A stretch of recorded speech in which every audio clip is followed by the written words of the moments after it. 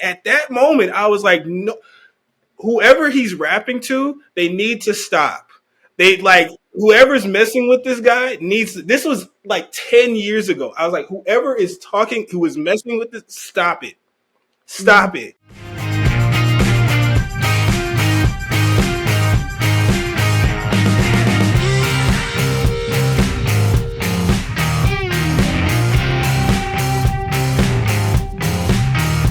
Hello, everyone. Today we have a very special guest joining us from Las Vegas. We have Stephen Joseph. Thanks for joining us today, man. And how's everything going for you? Good, man. We were talking a little bit off camera. The fact that you guys are from Pennsylvania is crazy to me. I'm fanning out over you guys right now because you guys are all across the country, the other side of the country. So I'm glad to be here, man. Right. Awesome. No, I mean, probably part of the reason why you make the content you do is to hopefully impact people from all over the place. So it's a good sign. Let's be working. Absolutely, man. That's always the goal. So just to kind of hop into the questions, let's kind of start with getting to know the basics of you. You know, things like age, how long you've been in Vegas, school, hometown, things like that. You know, can you kind of just give us a rundown? Yeah, man. Well, again, my name is Stephen Joseph. I'm a hip hop artist from Las Vegas, East Side Las Vegas to be exact. I do not live in a casino. So a little bit about me, man. I've been making music for about I think this is going on 7 years now. But I feel like I just now found my niche as far as like what I want to do as an artist. Throughout my music, I just try to be a positive light to people. I have a motto called Fulfill Your Gifts. I got a hoodie on right now, FYG. It just helps people and encourages people to do what they want to do. Like this podcast, you guys have a goal. You guys have something that you guys are passionate about, and you guys are willing to share the gift and give a platform to people that have a gift as well. So that's really what I aim to do in my music. I just recently decided to go full time into music. Before, I was working at a school. It was great. The kids were great. Like it was a good time, especially being able to impact the youth at that age was great too. But I realized I had to take a leap of faith. So this is actually like I'm in month 2 or 3 of me doing full-time music. So you guys caught me at a good time. Right. Yeah, here for the start. Yeah, that's exciting. Off camera, you mentioned it. You did go to college for journalism, you said? Mm-hmm. Yeah, I went to school for broadcast journalism. I went to UNLV. Before that, I went to smaller college. I played junior college basketball for a little bit and then got my associates there. But I got my bachelor's degree in broadcast journalism. And then after that, I was working at a radio station, believe it or not, a country radio station at that. But I was doing a bunch of like voiceovers and board op and stuff like that. And then doing like podcast interviews just like this. But I was the guy behind the scenes, like manning the boards and taking the photos and content, full circle moment. Right. For no, sure. that ties into the whole music thing too. That makes sense. Until you said country music, that kind of. Yeah. No, it was definitely a weird transition for sure. I was like, I don't know how I even got here, but hey, Kenny Chesney all the way. Right. Let's do it. Outside of when you're doing your music, what else do you usually do? Like hobbies, things like that? Well, I said before, I'm a big basketball fan. I am a Laker fan. Unfortunately, yesterday was a really rough day for me to watch the Celtics win. Yeah, I'm a Laker fan. I hoop. I play video games. I'm more on the sports side of video games. That's what I like to do in my spare time. And then also cinematography I picked up recently, where I've been trying to figure out how to color grade, and the stuff that you guys have seen through my videos. It's all just been trial and error. So those are the 3 things that I'm really like passionate about right now outside of music. For sure. Since we've been doing this project, Caleb's more of a like videographer, editing expert. And just to try to help him out, I've been trying to pick up a couple things here and there. Yeah, it's fun though. It is. It's for sure fun. It's very tedious. Yeah, it is. But like videography, photography, all that type of stuff, it's all good. So I've been enjoying it too. Yeah, man, that's good. Can you kind of go into when/how did you start creating music? The first song you made, like when was that? How did that come about? I actually started making music when I was like, I want to say not making music, but that's a loose term. I started writing raps at like 13, but I was never the guy that was heavily involved in like the circles at lunch, like where they would rap, freestyle back and forth. I was way too like standoffish for that. That was too invasive for me. So I was like, all right, well, I'll just write and share it with my friends and my parents and stuff like that. But I started taking it seriously 6 or 7 years ago with My Apologies, was my first project. And I just really wanted to give it a shot. I really wanted to be able to tell my story from my perspective. I felt like other people had gone through the same things that I was going through. So I just started writing and storytelling, and I came up with a project. Mhm. And sure enough, I was like, well, we got to put this out, man. So I started sharing it with my friends and got really good feedback from them. And then I started sharing it with more people, and people were gravitating towards it. So from there, I started doing a little bit of shows here and there that my friends were on. Now we're here. That's really how it started. Just trying to take a chance and see if, was any good at it. Even before you started creating your own music, did you have an interest in it, like listening to music all the time? Yeah. Oh yeah, absolutely. Ironically enough, I didn't get into hip hop music until about I want to say like my teenage years, like towards middle school, because I grew up in a very Christian background Mhm. household where you cannot listen to DMX on a Sunday. That is not, we cannot do that. For me, I didn't get introduced to my favorite artist. Now I didn't get introduced to like Lupe Fiasco until very late. I didn't get introduced to Kendrick until very late. I came in during the era when Logic was just on his rise, Kendrick was just on his rise, J. Cole was just on it, Wale, Big Sean. Like I came in that era, so that's not a bad era to be a part Right. of.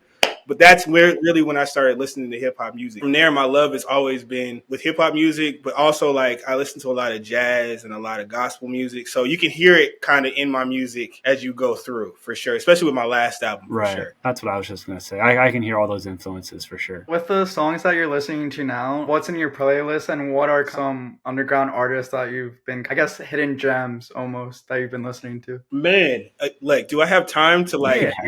look real quick? Like, I hate when I be like, oh yeah, I listen to, and it's somebody that everybody listens to. So like, let me actually take a deep dive because I want to put y'all. Awesome.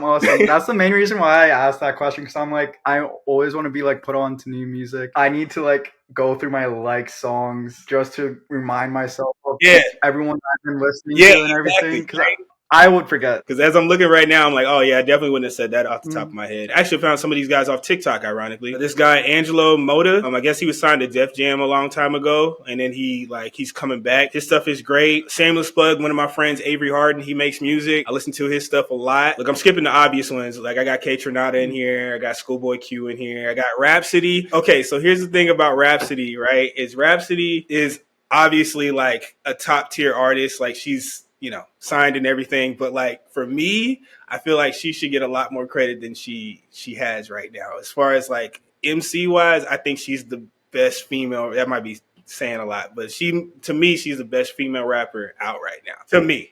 Of course, I got Smino in here. I got Joey Badass in here. I got IDK is another one. He's also a bigger artist, but I listen to him a lot. Buddy's another one that's in here. I listen to a lot. Yeah, I can go on and on, really. I'm not, Is there anything kind of off genre that you've listened to a lot? Who I've been listening to? Well, look, that doesn't count because Andre 3000 put out that Flute album, so I guess that would be off genre.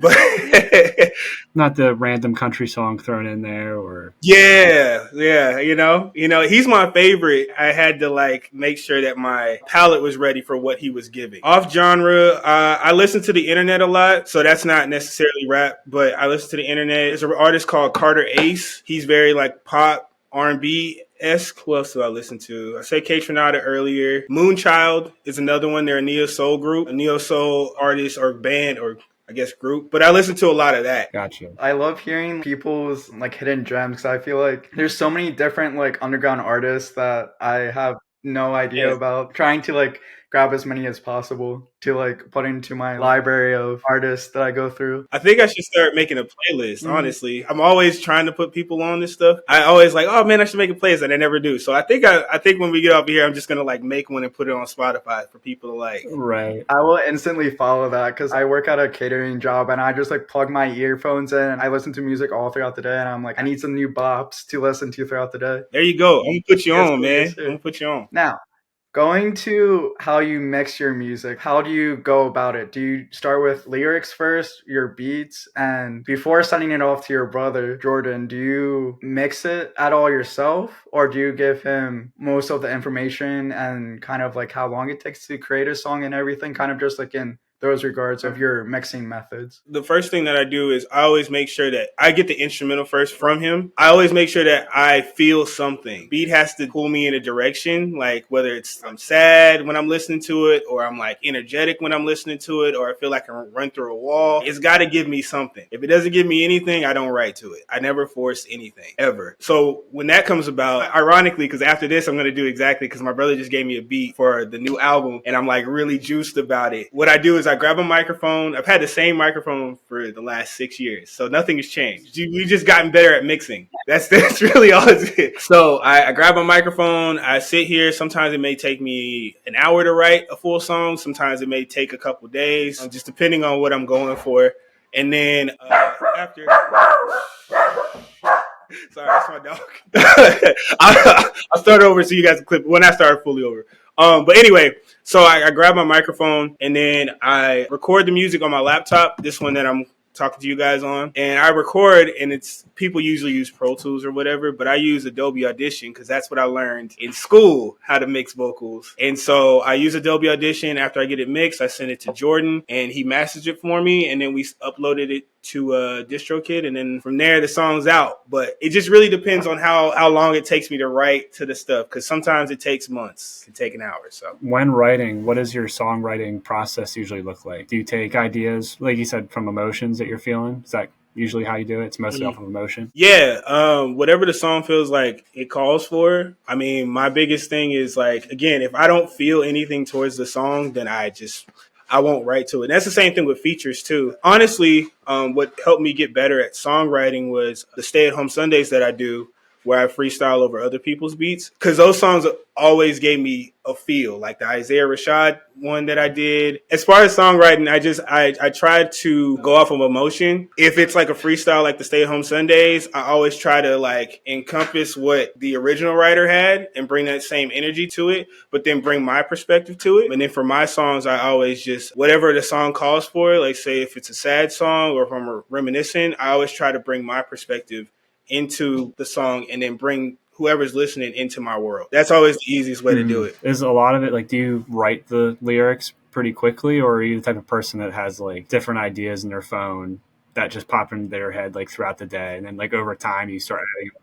Oh man, yeah, nah, my voice memos are just filled with nonsense, to be honest with you. They're just a lot of mumbling, a lot of random noises. Like, it's honestly, I probably need to clear it out because it's pretty bad. I got some voice memos in there. I'm like, what was I doing? Why am I yelling right now? Like, what is going on? But yeah, anytime that I get an idea, I always write it down because I'm the type of person that'll forget if I don't write it down. So I have a bunch of voice memos to go back and reference. So that way when I'm writing the song, I have a cadence in mind or I have a hook in mind, and then I just kind of like fill in from there. So that's kind of what my process looks like as far as making a song, for sure. I love that. I went back to your first album and I heard the voice memo. I should have written it down. I'm so bad with remembering names, but that voice memo. The voice memo at the end of it, I just was like so enthralled with it because I love when that like little podcast segment, and I love when like artists riffing back and forth in between, whether it's a random event at the studio, like random like conversation, or just like encompassing the idea of the album into one. Would you ever like consider getting those voice memos and turning it out through some of your future music? Because I know X did that a few times with some of his voice memos and everything. Would you ever consider, or in the plans of including your voice memos into your music like that? Yeah, honestly, there's a couple of things. Like, honestly, my wife, she sometimes sends me things, and I have all those saved, and I have a couple. Actually, she's on a couple of the tracks on a couple different albums where she just sent, and I'm like, oh, this fits really well. The last album that I had, The Book of Joseph, my friend Raph, who helps me shoot the videos, he was on his Instagram, and he does these like reflection type pieces, and I went on his Instagram, I was like, man, that sounds really in line of what I'm trying to do for my album. So like, I just said, hey, can I get the raw version of what you just recorded? And he's like, of this? And I was like, yeah, give it to me. So then like throughout that album, it's him narrating the album. I didn't ask him to like read a paper and narrate it. I found it and I was like, this is perfect. So I definitely do a lot of that where I just plug and play type situation. That's awesome, because I would have thought that was just like a one narration, like sitting down. I love that aspect of your music as well, of just incorporating like those tidbits because I don't know. It brings out like a sense of personality, I feel. Like even like stuff like this, right? I may come back to this interview and be like, oh, there was something that really like grabbed me. And obviously I would tell you guys before I took it, but like I would be like, man, like, oh, Logan said something or Caleb said something that was really dope. And like, I got to put it in here. Like this fits perfectly in line with this song. I just take inspiration from anywhere. It doesn't matter where it comes from. And it, honestly, it just happens when you're least expecting it too. Right. So, oh, that's amazing. I'm going to keep an eye out for that in your song in the future. Yeah. See, just say a bunch of punchlines, even if they don't make sense, to make sense later. We all just start saying like one-liners that like, quotables. Yeah. What kind of like music influences do you have when creating music? And does those beats that you kind of just have kind of like brain candies, like, all right, I'm just going to do this for fun just to replicate their rhythm and everything? Are some of those your music influences? With the Isaiah Rashad, man. So funny about voice memos, right? I had heard the unreleased version so many times that it probably went platinum in my phone. When it came out, I was like, yes, like I was so excited.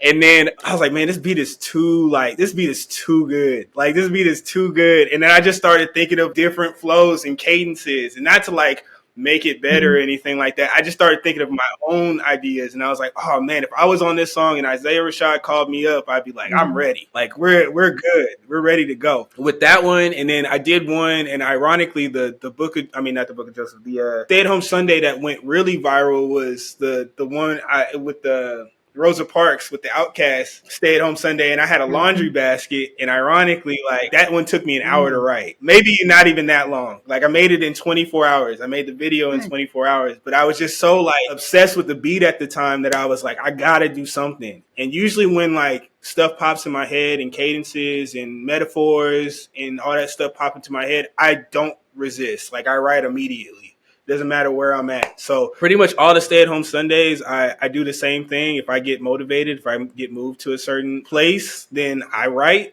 and then it comes out. I don't wait anymore. I just put it out. So when I was going through those videos and everything, it's such a good aspect because it shows your depth, and it shows, like you said earlier, like if Isaiah hit you up, be like, yo, I want you on this like feature and everything. It shows that you have like that depth, that you can like flow really well with different types of beats, and being like, okay, I can like match the flow, and I'm like, my shit is fire. Yeah. Like I can like up this songs. And how does that kind of flow with developing like original music and everything? Like, do you have any more like music influences kind of outside of the Sunday videos and everything, whether it's like lyricism or beats, etc.? I've mentioned it before, but Andre 3000 is like, Andre and Kendrick are like my two people that I look to as far as storytelling ability. So if I want to go and like make an album, like I was listening to Bimper Butterfly today. I revisited pretty much everything in his discography today, Kendrick's discography, just to learn how to structure an album, just like as a refresher. Because right now I'm in album mode trying to figure out how to like stack this thing together. Listening to those, I mean, Speakerbox, Love Below, even Idlewild, like I just try to figure out how to make a story that people can relate to in an hour. Like it's hard, but it's like, how do I grab the listener's attention for an hour? Like that's a lot of time to keep people, especially in the day and age we live in. We live in the TikTok era. So like, if you don't like a video, you're scrolling past it. It's like 3 seconds and you're out of there. So I always look at those artists, to like J. Cole included, to figure out how I want to tell the story that I'm trying to tell. And so like, I think my last album, The Book of Joseph, was probably the first time where I feel like I nailed it as far as like a story start to finish. Whereas the other stuff, I was like trying to experiment and stuff like that. But the last album, I was like, okay, this is a good starting point for people to get to know me in 40 minutes or whatever, how long the album is. So yeah, those are some of my influence for sure. We were talking a little bit about this before the interview and everything, but the way that I found you was going through TikTok and everything. Exactly what you said about it's the instant like grab and pull. If you don't grab that audience attention, they're just scrolling right past you. And when I was scrolling, I landed on one of your videos or one of your TikToks, and just the cinematography, the way that it was recorded, the way that it was filmed, immediately grabbed me, because that's when I'm like watching, that's like one of the things that would grab me in. And then the flow, the mix, the beat, it was produced and mixed so well. And just the lyricism that you had, the rhythm, it caught me immediately. Then I like look over to the likes, and I thought that you were going to have like a couple 100,000 likes. So I'm like, yo, this is top like notch produced and everything. And I'm like, yo, I need to hit I need to hit you How? up for an interview and get to know you more because I'm like, I don't know, like just I fell in love instantly because exactly the music you create. It makes sense, man. Because honestly, like I went through a period where I was like, how do I get people to? How do I go viral? How do I go viral? How do I go viral? And I was driving myself insane. That's why I kind of took like a break between music because I was just sitting there like, man, like I don't know what else to do. There was a point where I almost quit music. I think it was like 2021 going into 2022, maybe. I think if that's right. But I almost quit music because I was driving myself insane with the numbers. And I was just like, how do I get people to like this stuff? Like, I feel like I'm rapping my tail off. Like, I feel like I'm giving them bars. I'm rapping over stuff that they like. What am I? Like I said, I took a step back and then I was like, all right, man, I'm just going to rap and whatever's in my house, that's what we're gonna do. And so even in that Isaiah Rashad video, probably remember I was in the oven. I was getting food out the oven, and people were like, "Oh my god!" And I was like, "This is what it takes. Like, you want to see me cook in an oven?" Like the next week was me doing the dishes. The week before that was me holding the laundry basket. I was like, "What? This is what they want? All right, cool. We're here." So it just goes to show, man. We use what you have. Just use what you have, and all those stuff are off. Those are off my phone. Right. Use what you have, man. Yes, sir. The algorithm's crazy. It loves random stuff. Yeah. We're trying to figure it out too. Yeah, man. Look, stay on it because it'll happen. It'll be the thing you don't care about. Guaranteed. Yeah. Guaranteed. Right when I jumped on TikTok, little side tangent, like I had one of my videos like blown up. It literally took me 5 seconds to record while some of my other videos, it took me more time. I'm like, of course, this 5-second thing that I was just doing for fun explodes. I couldn't tell you how irritated I was when I did the stay at home Sunday with the laundry basket. I was like, man, this went viral. I sat and I did videos where it had just like mad effects, like sitting there and my computer's blowing up because it's not rendering the stuff. I'm sitting there, I'm like, this is the one. It comes out, it's like, no. I do the laundry basket video and everybody's like, oh my God, this is crazy. I'm like, oh. Like, no. But I'm like, all right, cool. If you're here, you're here. Okay. Right, whatever works. One of the more frustrating aspects of social media. But that leads to one of my questions that we have for you too is when going through your content and your music releases, I noticed that you released 2 albums and an EP from the span of 2018 to 2020, and then you took a 2-year gap and then released the Book of Joseph, and then took another 2-year gap and then released a couple of singles that you have released this year. I was just wondering, what was the reasoning for the gaps? Focusing more on music? It was a lot of things. There was life was lifing. There's a lot of life happening. I had been switching from jobs. One of the better things is I got married. During the course of that hiatus, I had my car stolen. Like, it was a lot. There was a lot of stuff going on. Being a husband now, I was like, all right, well, I have somebody to take care of. So now is it time for me to be a rapper? I'm 29. Like, I just turned 29. I don't feel 29, but I just turned 29. Usually by now, you're looking at a rapper, you're like, 29? Like, I compare it to basketball. Once you get to 30, it's like, is he really in his prime still? He's just trying to collect money. What's the deal? He's chasing rings. I was trying to figure out who I was as a person too, because I felt like I was doing a lot of rapping for other people. I wasn't really making music for myself, and I was trying to hit the home run instead of being like cool with the base hit. And so I had to take a lot of time to dig deep and to figure out who I was and what message I was trying to portray, who I wanted to even listen to my music, because I wanted to build a fan base or people that enjoyed my stuff that really genuinely wanted to be there instead of wanting to, get a paycheck off of me or whatever the case is. You guys are here because you guys love the music. I appreciate that. So I had to find people like you that just love the music and just want to be involved. But I was like, how do I do that by staying true to me? That's how the Book of Joseph came out. And it's typically my story of trying to figure out how to adjust and either quit or give it one last shot to make everything right. I came out with the album, and I think it's, besides the album that's about to come out right now, this year, I think it's my best project because it's so vulnerable. Like, I made sure I put everything into it. There's no filler. Like, you get me authentically. All my friends and family were a part of it. But yeah, that's really the main reason why I took a break, is because I just wanted to make sure that I was doing it for me and then not anybody else. Life as a creative, that's one of the main reasons why I wanted to ask you that question, was because one, just the struggle of creating and developing like your craft and art is like, it takes a lot of emotions, and staying true to yourself. The Book of Joseph is that like inner inner self. And I don't know if it's just me, but creatives find like the weirdest thing happens to creatives, like your car getting stolen and everything. I don't know if that's just like the luck of being like creative, just random Yeah. things like that always happen. We just interviewed Dave UOG, who's from the Bronx, and he's an underground artist, and he was saying the same thing that you were saying. He's around 30. I think he just turned 30, and he was just saying, yo, I don't feel 30. 30 is not old. But then it's like with like TikTok, social media, 30 is not that old, and it's crazy to see like this aspect. Yeah, you look around and like social media can really play an illusion on you. If you don't got it together by like, shoot, the age has moved down to 21. You got people with big houses and they driving Lambos. And you look around and like, what did I miss? Who did I not talk to in order to get this? Did I not get CC'd on this email? Like, what's going on? Honestly, during that hiatus, I tried to stay off of social media too, because it was like a big comparison game. I have a lot of artist friends that were doing big things in the city and I wasn't putting out anything. So imagine like you're sitting there and they're at Brooklyn Bowl, they're getting played at the Raiders games, they're getting backstage at such and such concert, and you're at home making paninis, and you're like, I haven't put a song out in a year and a half. What am I doing? But the comparison is the thief of joy, man. Time is not real. Yeah. Like, you do whatever you need to do whenever you're ready. It's not real. Time is not real. So whenever you're ready to start a podcast or rap or be an artist or whatever you want to be, as long as you're breathing, you can do anything. It doesn't matter. Amen to that. I'm the same way with my editing and like videography. I'm like, what kind of industry plant got these influencers making millions of dollars for like, just setting up a camera and doing a little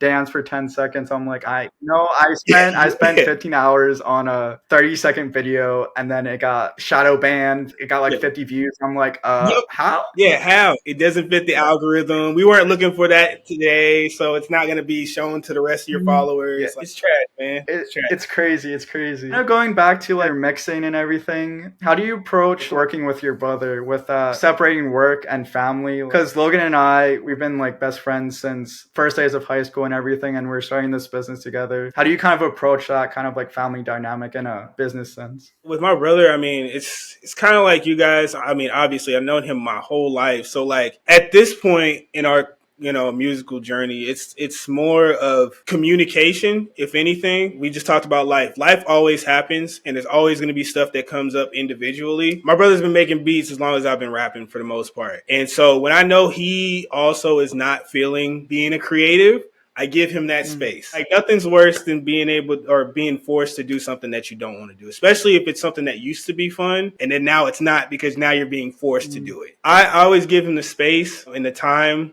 And it's so funny because during that 2-year hiatus, he was also on strike. Like he was also like, I can't do this right now. I can't. I was like, I get it, because I can't do it either. So we're good. But, communication is important. Just being a human, first and foremost, is like talking to him and just saying like, hey, man, how you doing? Have you talked to mom and dad lately? What do you need from me? Is there anything production wise that you need from me? What can we buy to enhance this experience? Stuff like that. And then also doing stuff outside the music too. Like, hey, let's go to a basketball game. Or like, hey, let's go to Sam Ash and look at stuff that we can't afford. Like, like, let's just go do some stuff that's not music related or just fun, what we used to do. Sometimes we go out and shoot baskets, just stuff like that. Just time to be a human. And so I think that's really important, that you just communicate with whoever you're working with, because again, life happens. And not everybody might be on the same page as you are. Just giving that grace. And me and my brother, he's my right hand man. So I already know most of the time when he's not feeling something, I already know to back off. But more times than not, he's ready to go, just like I am. So just giving that time. It's all about balance, right? Mm-hmm. I'm always so curious about like different dynamics, especially with close friends and family and everything. I've heard like horror stories of destroying friendships and everything, but I'm like, if exactly what you said, if you just treat them as a human being and brother first, which definitely getting that energy of like, all right, we're brothers at the end of the day. Whatever helps the creative process is going to help the music as a whole. If you don't have that, then it's not the best.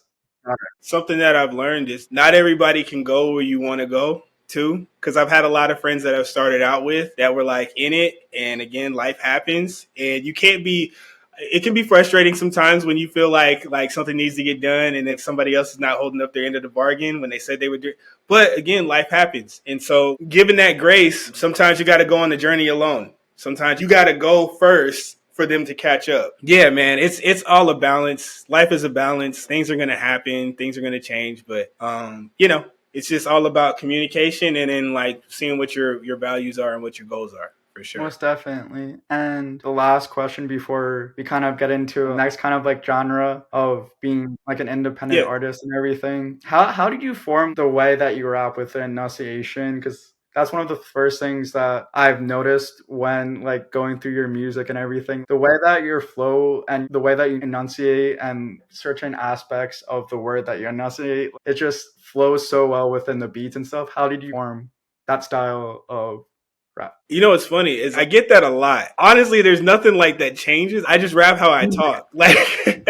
I feel like I have a pretty high vocabulary and I don't like to use wasted words. But I also want to make sure the message is clear because I don't want to rap your head off and then you're like, what did he say? You get like a 3-minute, 4-minute song and you're like, I didn't get anything from that. That just kind of defeats the purpose. So I always try to make the message as clear as possible. And then like over the years, I used to rap really fast. And then like I was like, all right, let me dial this back a little bit because I don't need to like wrap your head off for 4 minutes. I can just be like, hey, this is, condense it down and then, they get the message the same way. But yeah, I don't really do anything different. I mean, I guess my influences, people that I listen to, Kendrick enunciates, Andre enunciates, J. Cole enunciates, Wayne to a certain extent enunciates. So like I rap how I talk. So like I don't put on a face when I step into the booth. It's right. Just me. It's all natural. Yeah. Side note. Fuck Drake. I'm just saying.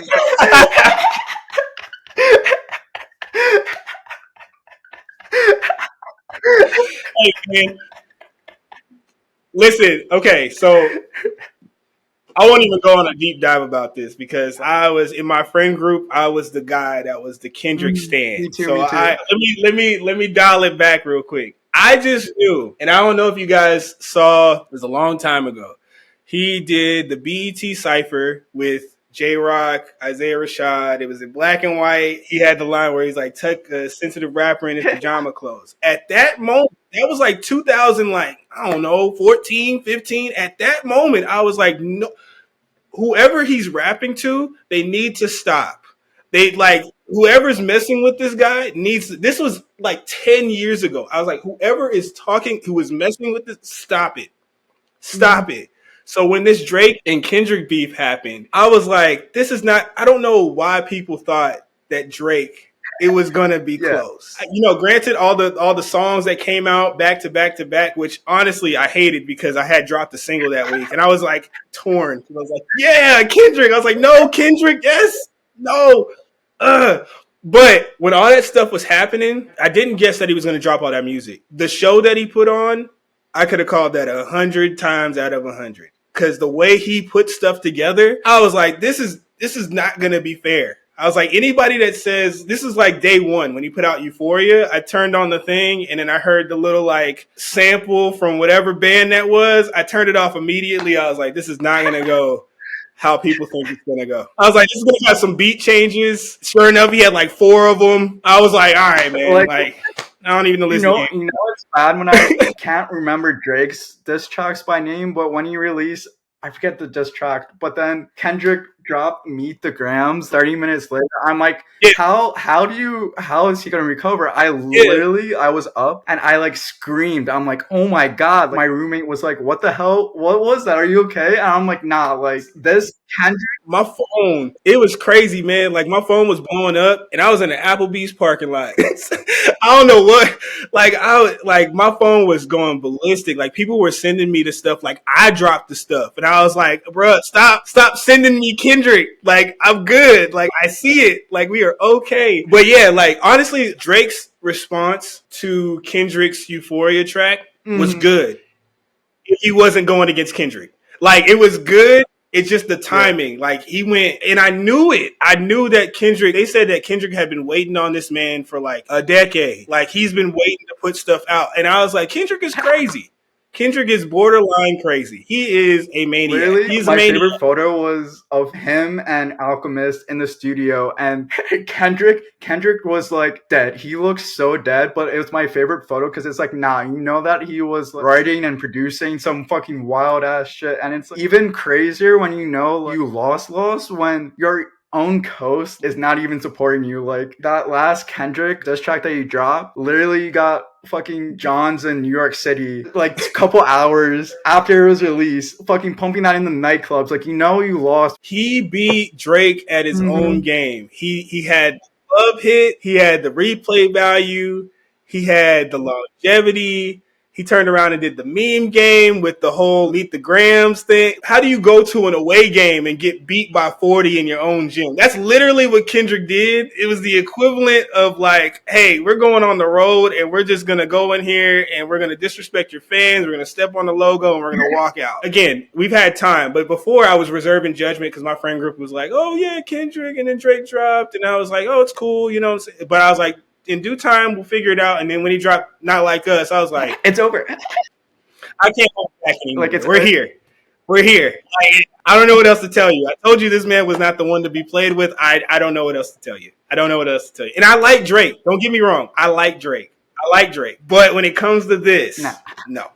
It's not even close. Hot take: Kendrick waited for this beef to happen at this moment in time just so that he could prove that the longevity, like you said. He was like, wait, let me put out some banger albums, few bangers here, let me get a couple, like, produce myself as a musician, and then let me fucking destroy Drake. He's a maniac because he had this all calculated. He went on that Future track and was like, all right, now it's time to push the button. He had all this stuff. He was like, all right, we're good. Now, he might have still been writing during the course of it and switching stuff around, but he knew exactly what he was doing. He said, Future, let me do this song. And Future was like, all right, cool. He's like, what you want to do with me? Fine, it's cool. Let me hop on the track. And then, bam. You know you're down bad when BBL Drizzy came out, when Drake was like, yo, create some drums like a Metro. Like, nah. Everything was backfiring, man. Honestly, Drake, I couldn't imagine being a Drake stan and being like, he still won, though. I can't. I literally tried to take myself out of it and was. I don't know how you say that he won. I can't. I can't. I don't know how either. But that's my take talk on the whole Drake and Kendrick beef. I'm sorry. Love to hear it. That'll make a good short. Yeah. Yeah, there you go. Yeah, I'll put it on my page too because they like my followers already know who I was rooting for. So. Yes, sir. All right. Now getting back to business.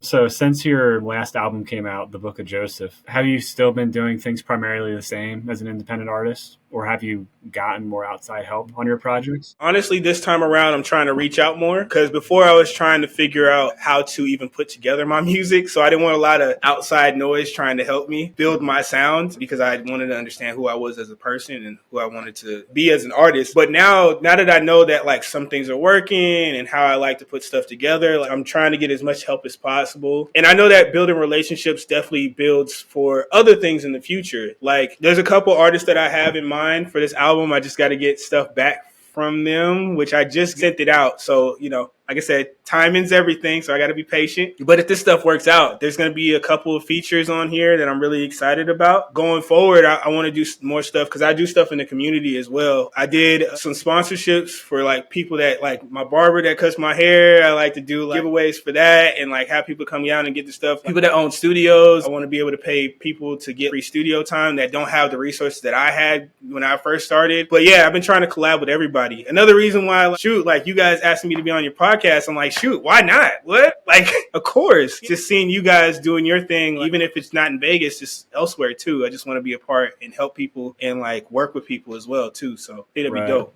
Building as big a network as possible. That's what we've been trying to do. Exactly, man. Talk to everybody. It can never hurt. Looking down the road, are you someone who would probably be looking to try to sign with a label if the opportunity arose, or where do you kind of stand on that? There's a couple different ways that I look at it. Right now, I would, capital-wise, I would probably could use the help just to get to a bigger audience. But I'm really enjoying the process of doing the stuff, learning how to like do cinematography and learning how to like, shoot my stuff and produce the stuff and put it together. Like I'm really enjoying that. I don't know if I'm ready to give that away to somebody per se, because I like to be really hands-on of whatever I do. You know, if the right deal came along, I wouldn't be opposed signing to a label. I also like to put out my art when I want to as well. So that would be kind of hard. So I had to find a deal that would make sense for me to like just release when I want to. And everyone we've talked to, all these different genres of music, everyone has different ideas on it. I mean, like you said, it's nice to have the freedom, but then again, it'd also be nice to have some help financially and skill wise. There's always someone more skilled than what we are, that could help us out. But there's been a big push for underground people or underground musicians not wanting labels,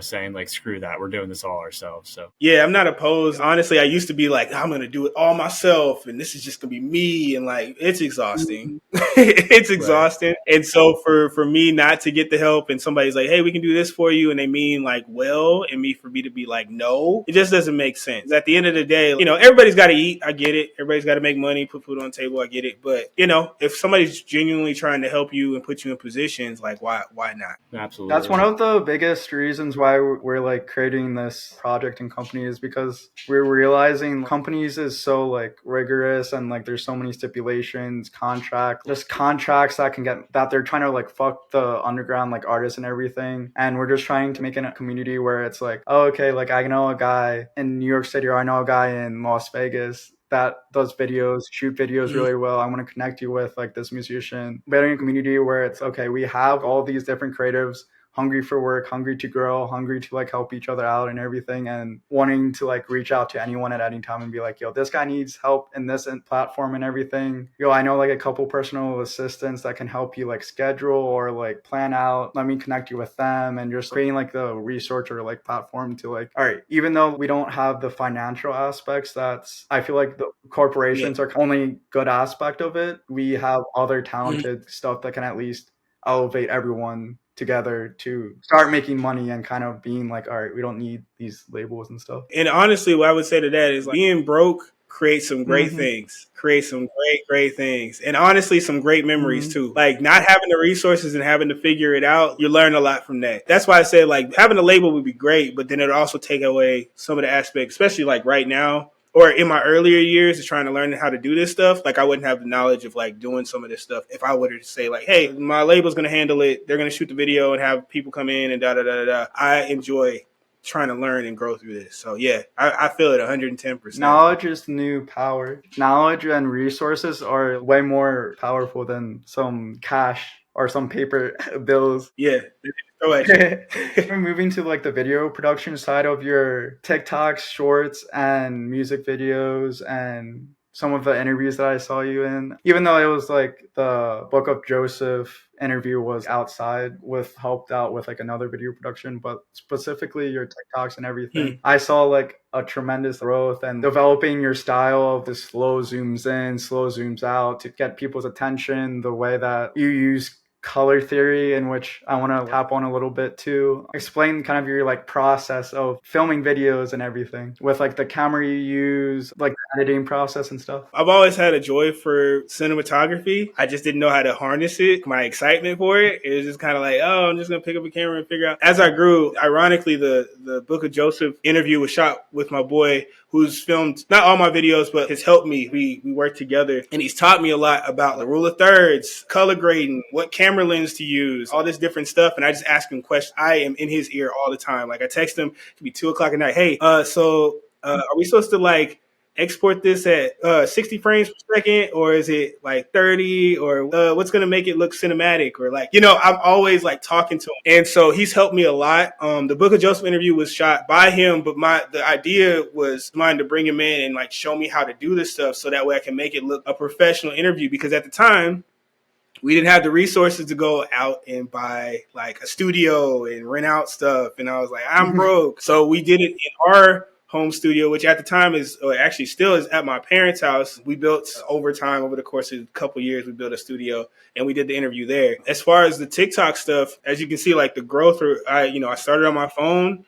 And then I just wanted to figure out how like angles worked and like color grading worked. So I started doing some of the color grading stuff off CapCut, because they have a little section. It's like for dummies, like I'm like, okay, I don't want to be overwhelmed with like a color wheel and like on Premiere. Like, let me just get the basics. I started on there, and then I figured that I started liking it because I can't draw in real life. So I'm like, that's my equivalent to doing art. So I'm like, oh man, this is cool. I get to change the color and the mood and stuff. So I started doing it on there, and then I moved to Premiere Pro, or back to Premiere Pro just recently to do the cinematography that you see on there. Me and my boy Raph work together. He helps me shoot like the angles. I tell him what I want first, and then he gets me right. Like he shoots it and he leaves it in log, which is like wipes the color out. I get to like do what I do as far as the slow zoom, the keyframes, the stuff like that. I get to do all of it. So it's kind of like he gives me like a blank canvas. He gets me right as far as the shot well, and then I get to do whatever I need to do from there. So it's a great hand in hand, and I'm learning a lot from it. I love that, just like the learning aspect and the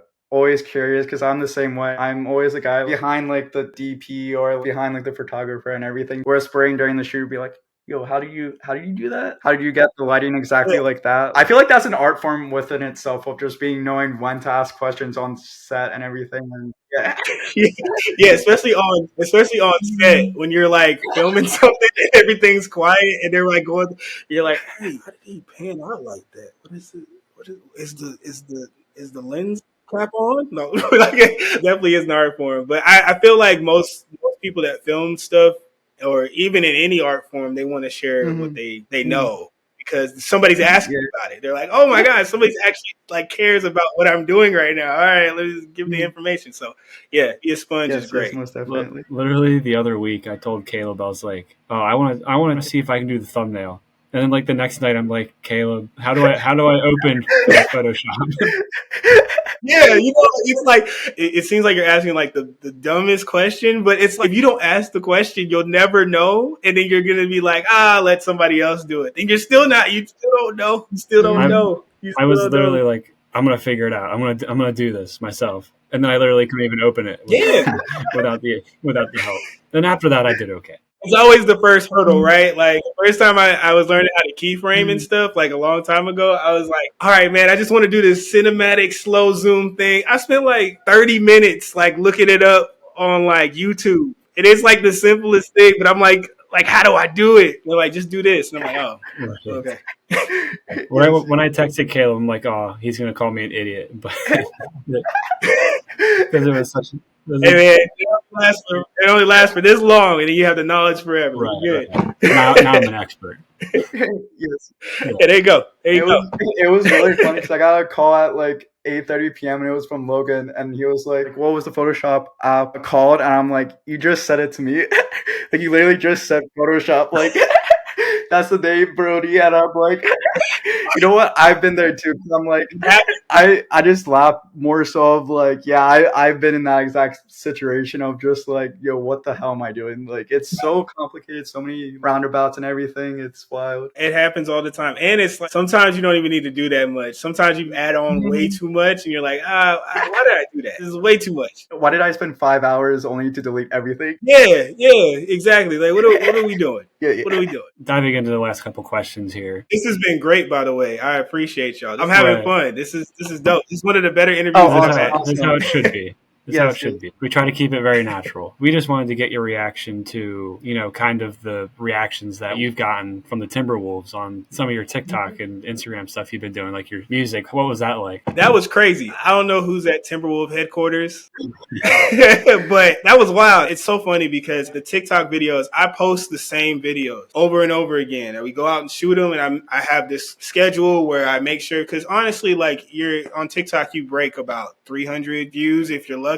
And then it kind of just, so that means how many people are on the planet? You guys know how many people? Like between 7 and 8 billion or something like that. Yeah. So that means we got some work to do. So I just keep posting it, and then I get new people every time. I was making dinner, and I was like, I got to post this video because I have a schedule, and I press send, and then like I got done, and I sat on the couch, and then I was like, the Timberwolves. And honestly, I was like, this is like a spam account or like a fan account, or like some kid is like trolling or whatever. And then I look and I go into the account, and they have like 700,000 followers. And I was like, no way.